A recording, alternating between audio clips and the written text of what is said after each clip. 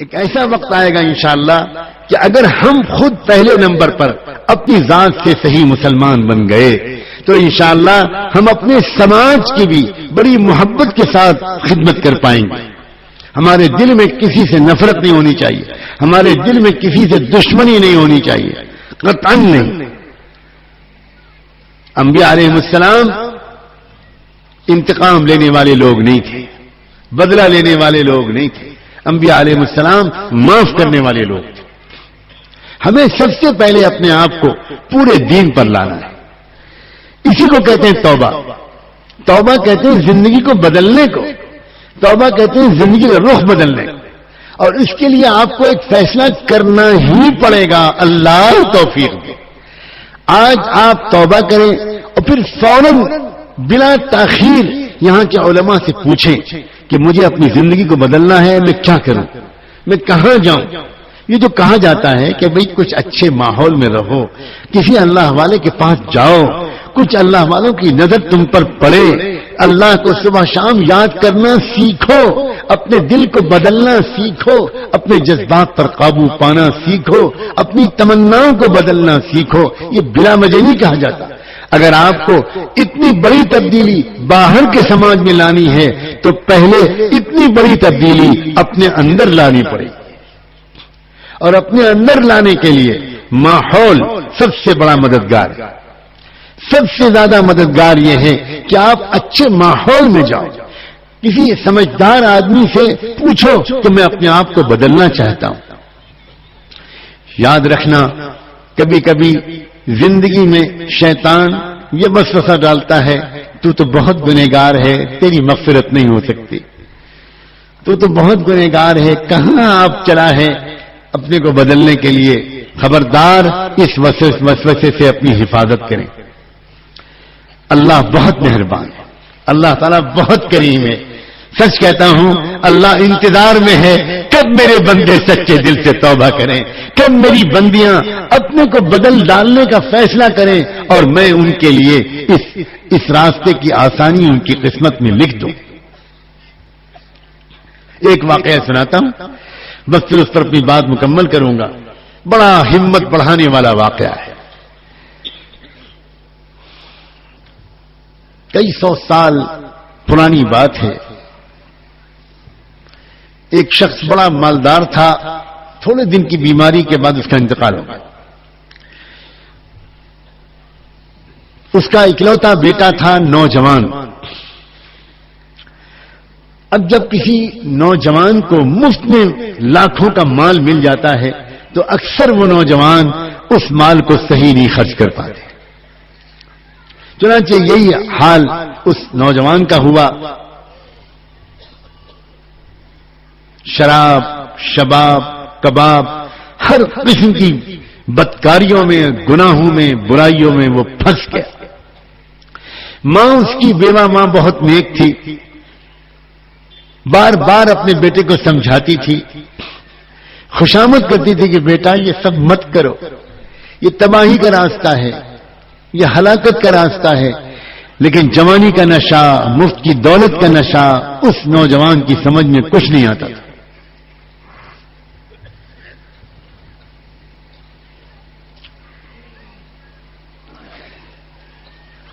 وہ زمانہ, وہ شہر وہ تھا جہاں سیدنا حسن بصری رحمۃ اللہ علیہ ہوا کرتے تھے. اور وہ ماں حضرت حسن بصری کے بیانات اور مجلسوں میں شریک ہوتی تھی, بہت فائدہ اٹھاتی تھی.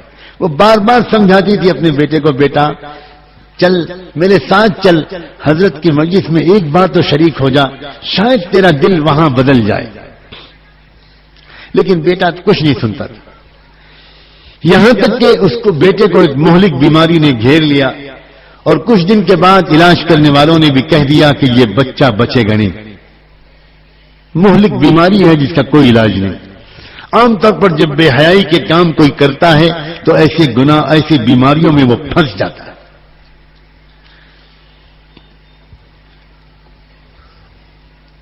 سمجھاتی رہی ماں, لیکن بیٹا نہیں مانا. یہاں تک کہ بستر سے لگ گیا اور دن بدن اپنی موت سے قریب ہونے لگا. ایک وقت آیا کہ خود نوجوان بیٹے کو بھی اس بات کا احساس ہونے لگا کہ اب میں نہیں بچوں گا. تب اس کے دل میں تھوڑی سی ایک فکر پیدا ہوئی اور اس نے اپنی ماں کی خوشامد کی کہ ماں میں توبہ کرنا چاہتا ہوں مگر مجھے توبہ کرنا نہیں آتا. بہت سمجھاتی رہی آپ مگر مجھے توفیق نہیں ملی. اب تو میں سمجھ رہا ہوں کہ میں بس صبح شام کا مہمان ہوں. آپ ایک کام کریں, آپ چلی جاؤ حسن بصری کے پاس, وہ تو بڑے اللہ والے ہیں, ان سے یہ کہہ دو کہ ایک نوجوان توبہ کرنا چاہتا ہے, گنہگار ہے, بدکار ہے, لیکن اس کو توبہ کرنا نہیں آتا. وہ آ جائیں, مجھے توبہ کرا دیں, میں توبہ کر لوں گا تو میں بچ جاؤں گا. ماں خوش ہو گئی, جلدی سے تیار ہو کر گئی پردے کے ساتھ, ان کی خدمت میں حاضر ہوئی, سلام کیا, تعارف کرایا. حضرت میں وہ بیوہ عورت ہوں جو میں بار بار اپنے بیٹے کے لیے آپ سے دعا کے لیے کہتی تھی. آج اس بیٹے نے مجھے بھیجا ہے, اب بستر سے لگ چکا ہے, موت قریب ہے, مگر اس نے یہ کہہ کر بھیجا ہے اگر حضرت تشریف لے آئیں گے مجھے توبہ کرا دیں گے, میں توبہ کر لوں گا. میں توبہ کرنا چاہتا تو ہوں مگر مجھے توبہ کرنا نہیں آتا. حضرت آپ چلے چلیے, بڑا احسان ہوگا, اب توبہ کرا دیں. حضرت حسن بصری نے کہا کہ نہیں بھائی میں اس وقت تو نہیں جا سکتا, مجھے تو درس دینا ہے. سینکڑوں اور ہزاروں لوگ درس حدیث کے لیے بے چین انتظار میں بیٹھے ہیں, میں اس وقت تو نہیں جا سکتا. معذرت کر لی انہوں نے. ماں بیچاری اداس واپس آ گئی. بیٹا دروازے کو تک رہا تھا. ماں کیا ہوا؟ ماں نے کہا بیٹا تو بڑا بدنصیب ہے, میں زندگی بھر تجھے ان کے پاس لے جانے کی بات کرتی رہی, تو نہیں گیا, آج ان سے کہا تو وہ نہیں آئے, تیرا نصیب ہی خراب. بس بیٹا رونے لگا. روتے روتے اس نے کہا ماں گواہ رہنا, میں اپنے اللہ سے توبہ کرتا ہوں. اور کہنے لگا اللہ آپ مغفرت کے لیے حسن بصری کے محتاج نہیں ہیں, اللہ آپ ان کی آمد کے محتاج نہیں ہیں. اللہ دنیا کا سب سے بڑا مجرم بندہ اس وقت آپ سے معافی مانگ رہا ہے, اللہ مجھے معاف کر دیجئے. میں جان رہا ہوں اب میں آپ کے پاس آنے والا ہوں, اللہ مجھے سزا مت دیجیے گا, اللہ مجھے معاف کر دیجیے گا. یہ کہا اور یہ کہتے کہتے ماں سے کہنے لگا ماں میں چلا, اور چلتے چلتے دو باتیں کہتا ہوں, مان لینا مجھے مرنے کے بعد مسلمانوں کے قبرستان میں مت دفن کرنا, مجھے اسی گھر کے کسی آنگن کے کونے میں دفن کر دینا. اگر مسلمانوں کے قبرستان میں دفن کرو گی تو مجھے اتنی سخت سزا ملے گی کہ میرے بغل میں جو مردہ ہوگا اس کو بھی تکلیف پہنچے گی, اس لیے مجھے مسلمانوں کے قبرستان میں مت دفن کرنا ماں. اور دوسری بات یہ ہے میرے مرنے کے بعد اپنے دوپٹے چادر سے میرے گلے میں پھندا ڈالنا اور میری لاش کو مرے ہوئے کتے کی طرح اس شہر کی سڑکوں اور گلیوں میں گھسیٹنا, تاکہ میرے دوست نوجوان ساتھی یہ دیکھیں کہ اس طرح کی زندگی گزارنے والے کا یہ حشر ہوتا ہے, شاید وہ پہلے ہی توبہ کر لیں. ماں میری دونوں باتوں کو مان لینا, کلمہ پڑھا, استغفار کا کلمہ پڑھا اور جان نکل گئی. تھوڑی دیر تک ماں روتی رہی بیٹھی ہوئی, پھر کیا کرتی, کب تک بیٹھی رہتی. بچے کے جسم پر چادر ڈالی, محلے والوں سے جا کر کہا میرا بیٹا انتقال کر گیا, گھر میں اور کوئی مرد نہیں ہے, تم جانتے ہو, تم مدد کر دو میری. اس کو نہلانا, غسل دینا, کفن پہنانا, دفن کرنا, یہ سب تم کرو, اللہ تم کو جزائے خیر دے. میں پردے میں جاتی ہوں, تم اس کے بدن کو, جسم کو, لاش کو اٹھا لاؤ اور پھر اس کی تیاری کرو, تجہیز و تدفین کی. لوگوں نے کہا بہت اچھا, آپ الگ ہو جائیے, میں ابھی ہم لوگ آتے ہیں اور لے جاتے ہیں اور خدمت کریں گے, آپ بالکل فکر نہ کرو. ماں نے کہا جب جنازہ تیار ہو جائے تو مجھے اطلاع کر دینا. ان لوگوں نے پوچھا کہ جنازہ کون پڑھائے گا, کہنے لگی آپ لوگ آپس میں مشورہ کر لینا, جس کے بارے میں مشورہ ہو جائے وہ نماز جنازہ پڑھا دے. پھر ایک دم سے ماں کو خیال آیا, اور ماں اپنی مامتا سے مجبور, ماں اپنی محبت سے مجبور, ماں وہ ایک مرتبہ پھر برقع اوڑھ کر حضرت حسن بصری کے پاس حاضر ہوئی, اور وہاں جا کر پھر ایک مرتبہ کہا وہ نوجوان کے لیے میں آپ کے پاس آئی تھی کہ چل کر توبہ کرا دیجئے, اس کا انتقال ہو گیا ہے. حضرت میں آپ کو اللہ رسول کا واسطہ دیتی ہوں, ایک مرتبہ آپ اتنا کرم کر دیجئے, آ جائیے اور میرے بیٹے کی نماز جنازہ پڑھا دی. شاید آپ کی نماز جنازہ پڑھا دینے کی برکت سے میرا بیٹا سزا سے بچ جائے، اس کی مغفرت ہو جائے۔ حضرت حسن بصری سنتے ہی جلال میں آ گئے، کہنے لگے میں ایسے شخص کی نماز جنازہ نہیں پڑھا سکتا جس نے کبھی زندگی میں کوئی نماز نہ پڑھی ہو، میں نہیں پڑھاؤں گا۔ ماں پھر واپس آ گئی اور واپس آ کر اس نے محلے والوں سے کہا کہ آپ لوگ جس کے بارے میں رائے مشورہ ہو اس کو طے کر لیجئے گا اور وہ نماز پڑھا دے۔ سب تیاری کے بعد محلے والے مشورے کے لیے بیٹھے ہوئے تھے کہ کون نماز جنازہ پڑھائے۔ اتنے میں دروازے پر دستک ہوئی اور ماں دروازے پر گئی، پردے کا خیال کر کے پوچھا کون صاحب ہیں؟ تو باہر سے جواب آیا میں حسن بصری ہوں۔ ماں حیران رہ گئی، کہنے لگی حضرت آپ آ گئے، اللہ آپ کے درجے بلند کرے، اللہ آپ کے درجے بلند کرے، یہ آپ کی مہربانی ہے کہ آپ آ گئے۔ ٹھہریے میں بھاگ کے جاتی ہوں، کہیں لوگ نماز جنازہ شروع نہ کر دیں۔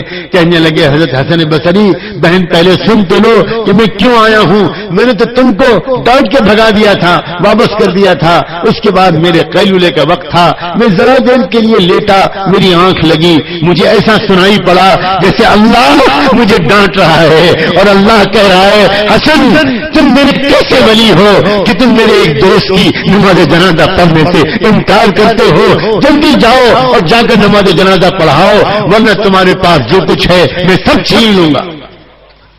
بہن احسان میرا نہیں ہوگا، احسان تمہارا ہوگا، تم مجھ سے نماز جنازہ پڑھوا لو ورنہ میں ہلاک ہو جاؤں گا۔